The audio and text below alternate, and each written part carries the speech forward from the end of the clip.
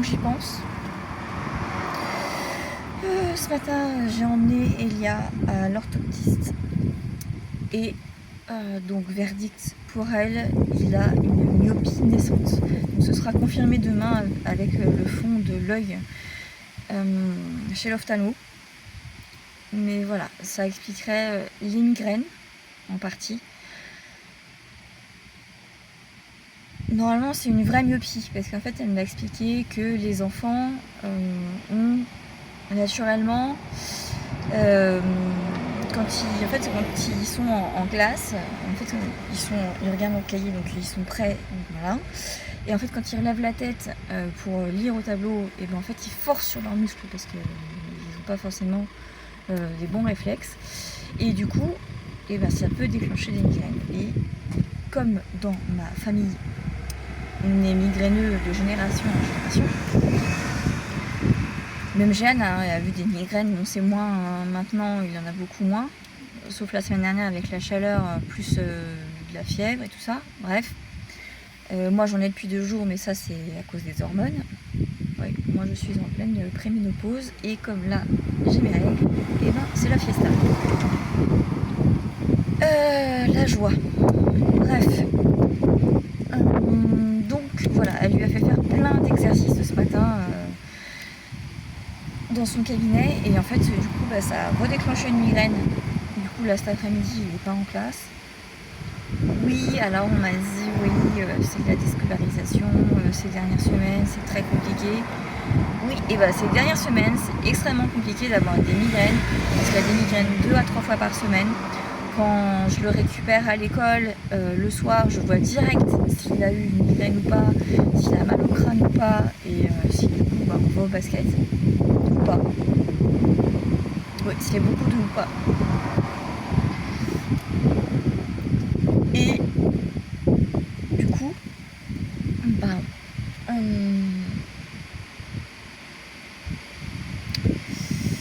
du coup, voilà, ces dernières semaines, il a eu énormément de migraines. La semaine, c'était 2 à 3 fois par semaine, voire plus. Surtout la semaine dernière, avec la chaleur extrême, il a fait quand même 30 degrés chez nous pendant toute la semaine, y compris la nuit. Et d'ailleurs, j'ai discuté avec les voisins, chez eux c'était pareil. Mais eux sont quand même moins sensibles au niveau de la tête. Bon, voilà. Donc voilà. Bon, ce n'est pas par plaisir que Elia ne va pas en classe de temps en temps parce qu'il a mal à la tête. C'est pas juste des maux de tête, c'est des migraines, c'est encore autre chose. C'est très handicapant, je peux vous le dire.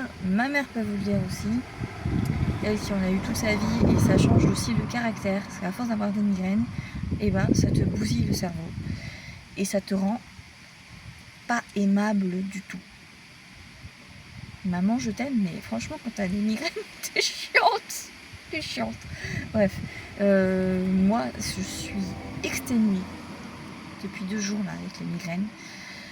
Et moi, je sais que quand je vais avoir des migraines, parce que ça touche la zone du langage, et je sais quand j'arrive plus à écrire, quand j'arrive plus à parler, quand j'arrive plus à lire, quand j'arrive plus à m'exprimer, quand j'arrive plus à penser, c'est que ça va débarquer. Et là, voilà, là ça a débarqué en force, comme à l'époque. Donc voilà, donc oui, j'ai une vidéo un peu longue, mais c'est pas grave. Comme ça me permet de vous expliquer que Elia, il souffre énormément de ses migraines, que c'est pas drôle pour lui, parce que du coup, il a plus envie de faire grand chose, il a envie de dormir beaucoup. C'est très compliqué, c'est très très compliqué. Là, cette période-là, avec l'adolescence qui arrive, les hormones aussi, les crises d'ado, les crises de pré-ado, là en ce moment c'est folklorique à la maison. Les crises d'ado, les crises de migraine, la croissance accélérée, parce que quand même Elia, il a toujours eu des problèmes de santé, même de son depuis que j'étais enceinte de lui, il y a toujours eu des soucis. J'ai failli le perdre plusieurs fois pendant ma grossesse et à l'accouchement. Il a failli mourir plusieurs fois au cours de sa petite enfance à cause de maladies graves. Il a fait de la kiné respiratoire à partir de 4 mois jusqu'à à ses 6 ans, je crois. Donc, imaginez un peu. Les médecins, il en a vu de toutes sortes depuis qu'il est petit. Il a eu un œdème aigu hémorragique du nourrisson, qui est très très rare comme cas. Du coup, il a été un cas école à Pellegrin. Qu'est-ce qu'il a eu d'autre aussi? Tellement de trucs. Des entorses à répétition parce qu'il est hyper laxe, parce qu'il a grandi trop vite en même pas 2 ans. Il est passé de la taille 32 à la taille presque 39 en pointure. Il fait 1m50, il n'a pas encore 11 ans. Il a grandi d'un coup. Jeanne, c'était l'année dernière, il a pris 15 cm en quelques mois. Voilà, et pareil, Jeanne, il est passé d'une taille, allez, je vais dire 37, 38 en pointure, il est à 45, là, il a 13 ans. Voilà, ça a été très très compliqué ces dernières années, vous savez très bien, avec tout ce que les enfants et moi avons vécu avec les violences intrafamiliales. Ces 3 dernières années, la reconstruction est très très compliquée. Elia est un garçon extrêmement timide. Si ça ne parle pas de basket, il est renfermé sur lui. En classe, il est extrêmement timide. Et malgré le fait que j'ai tout fait, que je lui ai appris toutes les techniques pour essayer de pouvoir parler en classe, parce que moi aussi, j'étais très très très timide quand j'étais en primaire, et même encore après, mais beaucoup moins qu'Elia. Moi, ça a toujours été écrit élève sérieuse, élève studieuse, mais très silencieuse, trop silencieuse, ne participe pas assez en classe. Voilà, et lui, c'est ne décroche pas un mot de l'année. Et pourtant, il connaît les réponses, il connaît ses leçons. Voilà. Et ça n'aide pas avec tout ce qu'ils ont vécu, ça n'aide pas. Sincèrement, ça n'aide pas du tout. C'est très compliqué et par moments, on a l'impression que les gens ne nous croient pas, mais ils ont une figure paternelle qui était quand même pervers narcissique, violent, manipulateur. Voilà, ils n'ont pas une image du père qui est glorieuse. Moi, mes parents habitent loin, on les voit pas souvent. Mon frère, c'est pareil, il habite loin. Voilà, et mes amis hommes, mes potes, la plupart n'ont pas d'enfants, donc c'est un peu compliqué aussi comme figure paternelle, tu vois. Et voilà quoi. Et non, faut pas dire Oui, non, là, je suis extrêmement fatiguée. À 2 jours de migraine, ça perturbe énormément. Donc là, je vais un peu dans tous les sens, mais c'est vrai que là, dans mon cerveau, ça va dans tous les sens. Et j'essaie d'expliquer tout simplement que Elia est un garçon timide, qui a toujours eu des problèmes de santé, qui a toujours été dans un milieu médicalisé, hospitalier. C'est très très contraignant. Il en a ras-le-bol de voir des médecins totalement différents, de faire des prises de sang, de faire des analyses urinaires. Voilà, tous les examens possibles et inimaginables. Il en a ras-le-bol et je le comprends. Parce que moi aussi c'était pareil quand j'avais son âge. J'en ai eu ras-le-bol d'être malade tout le temps, d'avoir tout le temps des problèmes de santé, d'être considéré un peu bizarre parce que t'es hyper timide, parce que t'es coincé, parce que plein de choses. Alors que quand t'es en sport, tu t'éclates à fond. Moi, c'est ça aussi qui m'a permis de m'exprimer corporellement déjà d'abord, parce que j'ai fait énormément de gymnastique artistique, j'ai fait de la danse, j'ai fait de l'escalade, j'ai fait tout un tas de trucs qui ne nécessitent pas de parler, tout simplement, mais d'agir. Et oui, maintenant j'ai fait des études de théâtre, de chant, d'expériences scéniques. Voilà, j'ai énormément de choses d'acquis, d'apprentissage derrière, avec mes profs, mes différents profs de chant, profs de théâtre, profs de danse. J'en ai eu plein de différentes direction, voilà. Il y a tout ça, et sincèrement, il faut soutenir Elia, il faut, je sais pas, qu'il aille en classe sport. Je sais qu'à l'époque, il y avait les classes gym dans... Ça, c'est gratuit.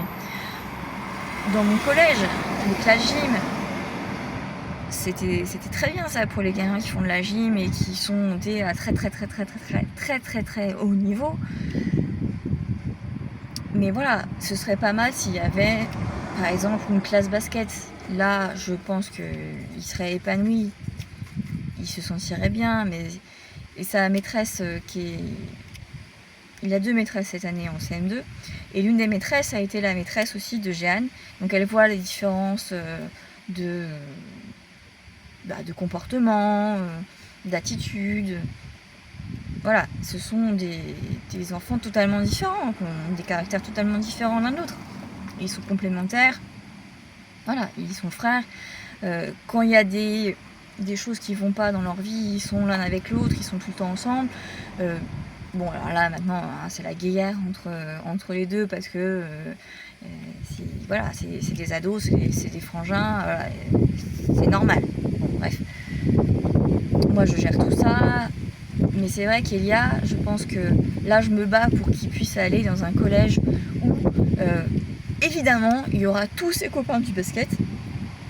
Donc, s'il pouvait arriver dans ce collège-là avec son frère, avec tous les copains du basket qui sont là cette année en 6e, qui sont l'année prochaine en 5e dans le collège, et ceux qui sont en 4e, 3e et tout ça, il les connaît tous. Tous les joueurs de basket du club, on les connaît, on se connaît tous. C'est quand même un club qui est grand, mais qui est quand même petit, donc tout le monde se connaît, on habite tous les uns à côté des autres, voilà, on est tous liés plus ou moins les uns aux autres, voilà, on se connaît tous. Et c'est vrai que ce serait quand même bien qu'il puisse arriver dans le collège où il y a son frère, où il y a ses copains, qu'il soit dans une classe où il y a ses copains du basket, parce qu'en plus, l'année prochaine, les entraînements de basket seront au collège. Donc ce serait franchement génial pour lui, et ce serait, je pense, une libération d'avoir un truc spécifique pour lui. Peut-être plus tard. On verra. Voilà, on verra, parce que lui, il veut viser, il veut partir. Son rêve, c'est de partir aux États-Unis, c'est d'aller jouer en NBA. Voilà, c'est son rêve à lui. Et on fait tout pour qu'il puisse le réaliser, comme on fait tout pour Jeanne pour qu'il puisse réaliser ses rêves.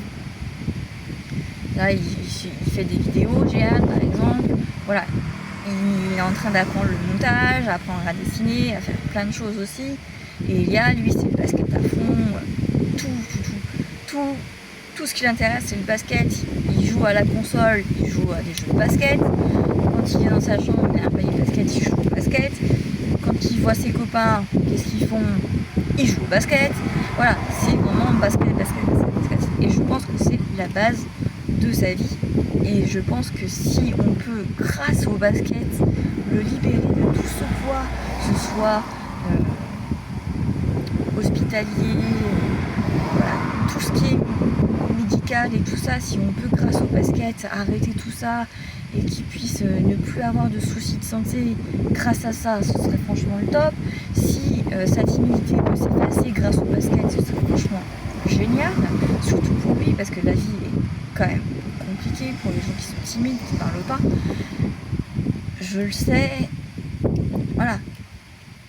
Si on peut faire en sorte que grâce au basket, il puisse s'épanouir, s'il peut relâcher tout ce qu'il a subi depuis toute sa vie en fait, franchement ce serait génial. Et j'espère qu'on va pouvoir trouver une solution pour l'aider, vraiment, et rapidement, parce que moi là, toute seule, ça va être compliqué de gérer tout ça. J'ai 2 garçons, 2 ados à gérer, un lourd passé. C'est compliqué. Et là, on a besoin de l'entourage. Vraiment.